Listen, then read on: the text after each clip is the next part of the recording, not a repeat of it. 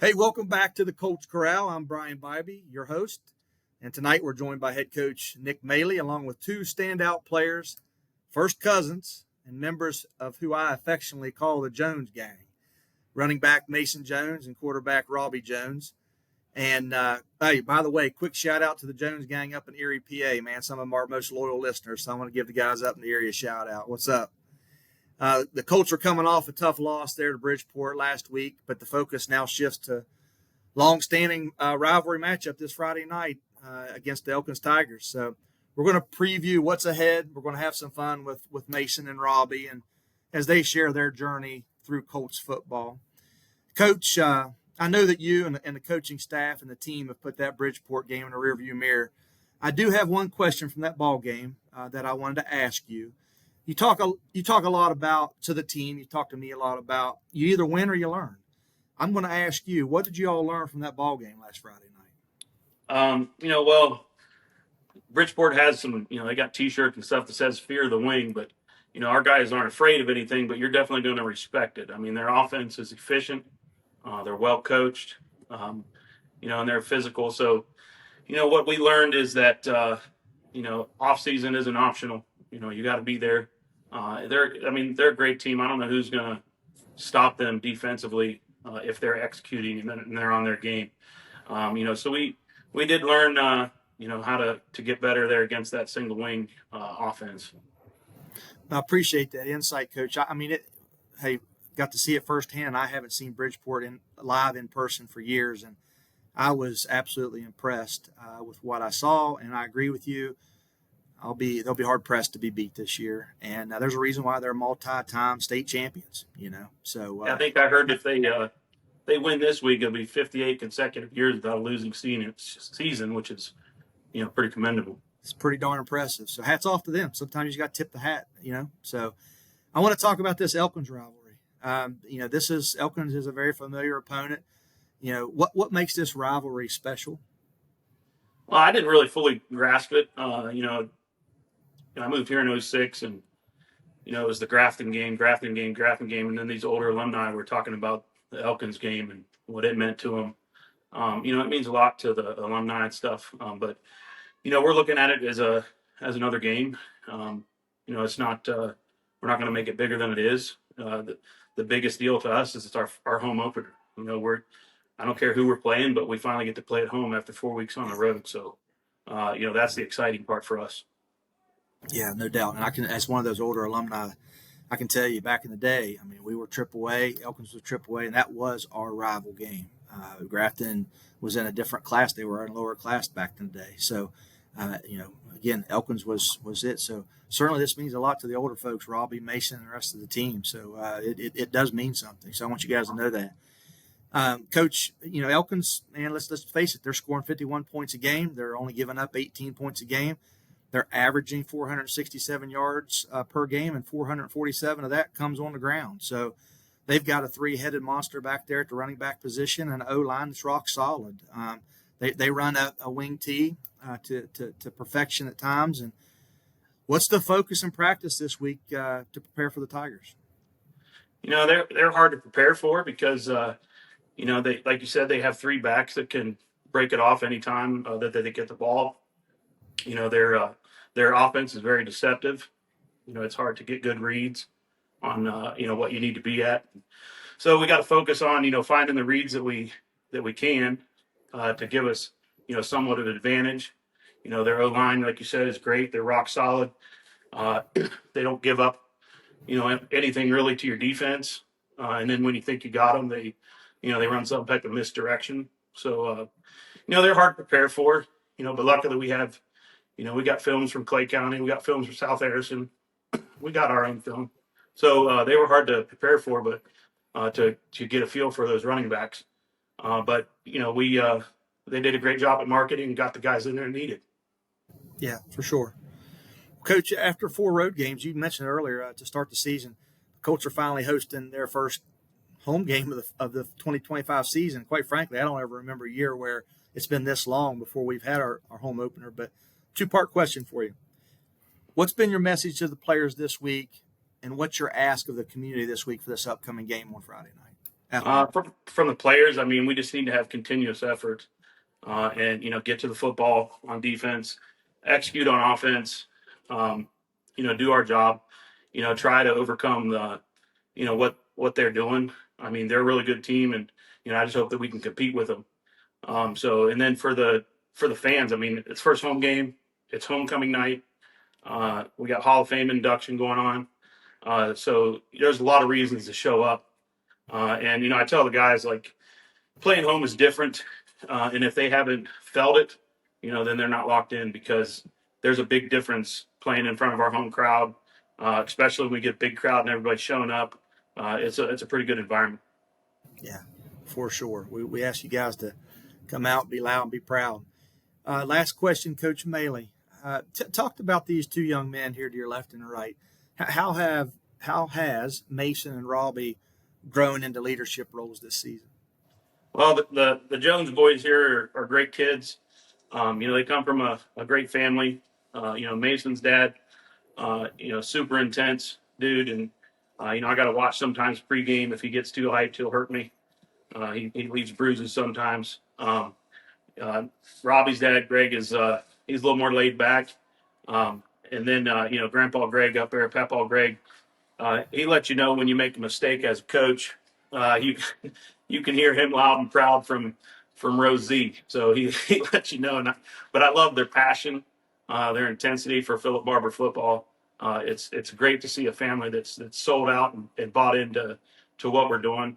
Mason is one of our captains, that a coach selected captain, and we selected him just because of he's the juice. I mean, in the off season, he's lifting every time the weight room's open. He's there, and he has a high motor.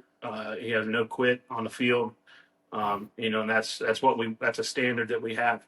And then Robbie, being only a sophomore, he stepped in last year in a pretty critical situation in the season there at the end of the season, and after Braylon was hurt, and performed really well. And he looks really cool, calm, and collect on the surface. Last year, but he was probably a little nervous going into those last few games, and but he's not afraid to sling the ball. So and he's became more vocal just in the last couple of weeks, which is a great thing as far as his leadership development. And I look forward to him for another couple of years, and Mason's being only a junior. He'll be bringing the juice again next year. So young guys, and then we have a couple other of Papaw Greg's grandsons. We've got twin boys that are freshmen that are playing football for us as well. So it's great to just have them in our locker room. So we really are going to have the Jones gang at least for one more year, right? So yeah. I mean, keep adding, man. They need one more, and we got a basketball team. I love it. Well, Coach, I appreciate that. I want to switch gears here. I want to go to Mason here. Mason, I love watching you play, man. You play with a lot of heart. You play with a lot of passion. You're always out there. I mean, I know you're hurting days. You just take a shot, and you get right back up. You give a shot, you get right back up. So, first and foremost, I want to tell you that. How do you approach your role as a running back on this offense, and then as a middle linebacker in this defense? I mean, you play two critical positions on this team. Talk about that a little bit. I just have to trust my line and know that they're going to do their job so I can do mine. And defense, I got to trust my reads and fly around to the football. But on both sides of the ball, like you said, you have to trust that line as a running back, right? They're going to create the holes, be where they need to be. And on the defensive side, a lot of times those linemen, as you know, they're eating up space and eating up blockers that allow you to go make a play. So I love the fact that you're giving them shout outs here, because it's critical in both positions that you play. What's your mindset when you're carrying the ball in a rivalry game like this with Elkins? What are you looking at and thinking about when you're lining up at your running back position and then at your middle linebacker position? I just have to do my job and don't try to do others' job. And defense, I just have to do what I have to do. In your junior season, yeah, exactly. Have you found yourself being a lot more vocal this year in the huddle and at practice and whatnot? Yeah, I think I've stepped up more as a leader, vocally, and being on the field too. I like to hear that. I want to talk to you about team chemistry. What's it like sharing the backfield with your cousin Robbie? Uh, it's great. I like being beside him. He can hold me accountable, and I can hold him accountable. Let each other know what's going on. My guess is you hold each other accountable in the off season pretty much too. Is that a fair Yeah. statement? Yeah, I figure so. Maybe dinners at Papaw Greg's too hold each other accountable. I'd say Papaw Greg keeps you guys accountable. Yeah. And then I know if he does it, your dads will. So and then the mamas, we didn't even talk about the mamas. So Yeah. Don't go down that road, Brian. yeah, we're not even going to touch that. So we'll leave that alone. But and grandma too. I know her very well as well. So a shout out, guys. Hey, a couple last questions here, Mason. I want to ask you, what's your favorite memory so far as a Colt football player? My favorite memory is probably my freshman year, my first year at camp. It's just a great experience being around everybody. We've never experienced anything like that. Have you, now obviously it's been your third camp, right? Your junior year. Talk a little bit more about how has that evolved over the last couple of years. It's been a great experience your freshman year. What about your sophomore and then this past year as a junior? My sophomore year, it was same thing. It was great. We learned a lot through camp. Going on to this year, a lot of stuff was different, and it's helping us now, being relentless pursuit to the ball on defense, and just not missing your assignments. Yeah, good stuff. Nathan got to stay at the 4-H camp his freshman year, so we moved up to AB and made it a little more convenient for logistic wise. So he knows what that was like too. Yeah, right. Exactly. I've been at that 4-H camp a time or two. So, all right, Mason, here we go. 2-part question for you. All right, this is the last question, but it's 2 parts. You take a lot of shots from opposing defenses as a running back, but you give them right back as a middle linebacker. I see it every game. Okay. What's the funniest thing that you've ever said to someone after they've laid a really good lick on you? And then what's the funniest thing you've ever said to an opposing player after you've laid a really good hit on them? Okay. Now I'm going to tell you what I tell all the other guys. This is a family show, so no cussing. All right. Keep it clean. I can't say what I want to say, but told him good job. But the hit that I gave to someone, I mean, I don't really like talking a whole lot on defense. I just like doing my job. Yeah. You can tell when Nathan's mad because he stops talking. If he's mad, he's not going to talk. When he's not mad, he ain't going to shut up. That's when you're in trouble. I got you. I got you. I appreciate that humility and humbleness, Mason. But I know there's a fire in there because I see it out on the ball field. So, again, man, really enjoy watching you play. Jeff and I have loved watching you. You're like, I call you, sometimes you're the bulldozer, man. You cannot be brought down. Those legs keep churning. And yards after contact have to be unbelievable for you. I don't have a way to keep stat of that, but it's pretty fun to watch. So as a running back, and I love watching your intensity on the middle linebacker. So just, again, shout out, man. Appreciate you. Thanks. Let's switch gears to Robbie. Robbie, Coach Mayle talked about it, and I want to talk about it too. You were thrust into that quarterback position, last season when Braylon hurt his shoulder and went down that RCB game. So I thought you did a tremendous job as a freshman coming in and really managing that position for that team. And let me rephrase that. Not just managing, you played that position. I think managing can be a derogatory term sometimes from a quarterback standpoint, and I certainly don't mean it that way. I just think you did a great job last year. And then as a sophomore now, I see it from the booth. I hope you feel it. I mean, I see just the experience, the confidence level as QB1 now. How are you leading the offense and keeping everyone focused now? I mean, I just come in and I trust everyone around me to do the right thing, and the coaches and all the players. Yeah, I mean, obviously, the preparation as a quarterback, there's a lot more that goes into that. You have to know where everybody's at, where they need to be. You feel pretty confident where you're at right now in that, being a sophomore, now second year into the program and in this offense? Oh, yeah. I mean, I'm definitely more confident. And I think the coaches see that too, so they Yeah. can. I don't know. It just opens up the playbook more.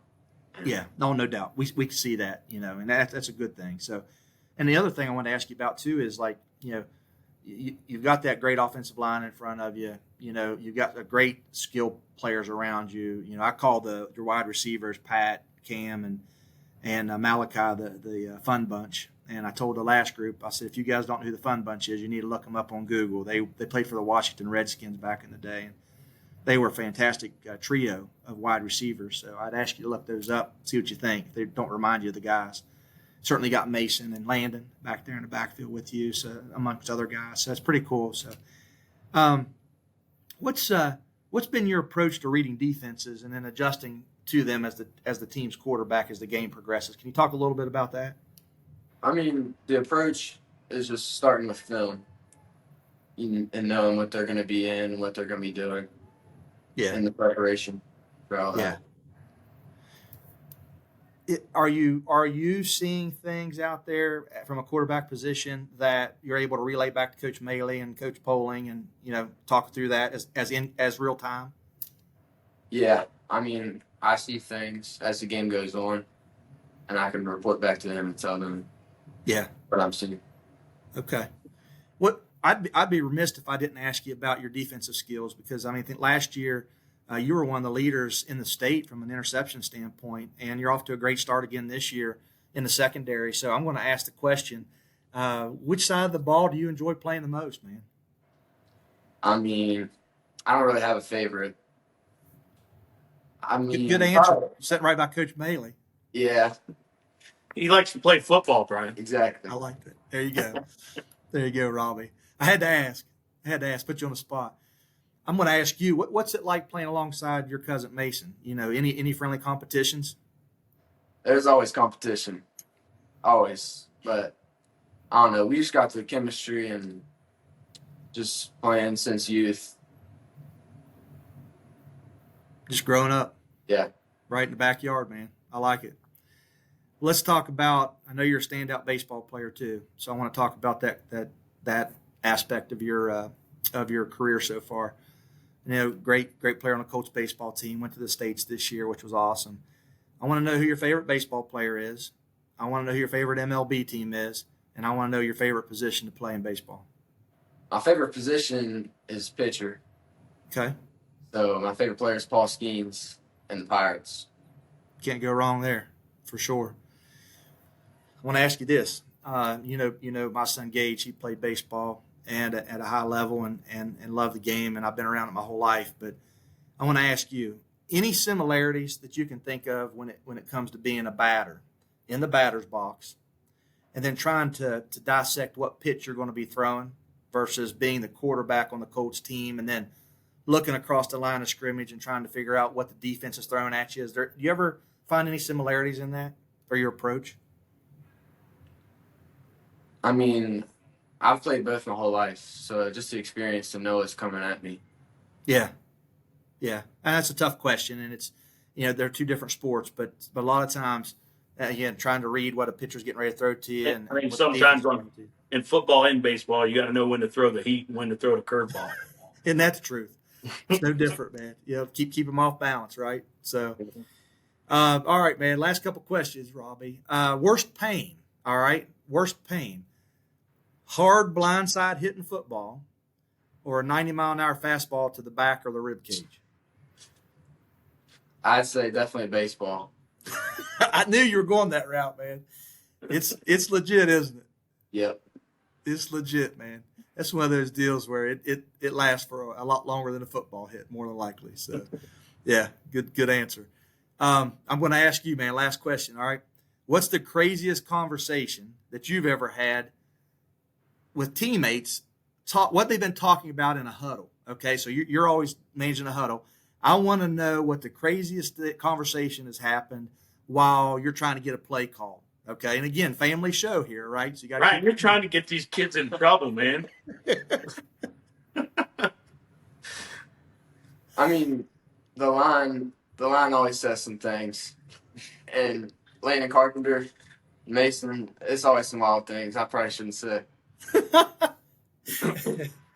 Well, I won't put you too much on the spot there. I know, I know how that is when you're in the huddle, and It's just all about accountability, Brian. They're just keeping each other accountable. that's all it is, right? That's all it is. Sometimes you need a good laugh too, Robbie, after it, right? So I get it, man. Well, no, I appreciate the insight. I have to ask. So because I know there's some great conversations there. Mason, Robbie, thank you guys for your time. I really enjoyed talking to you guys and spending a little bit of time with you. Coach Mayle, anything you'd like to say before we wrap up this week's edition of the Colts Corral?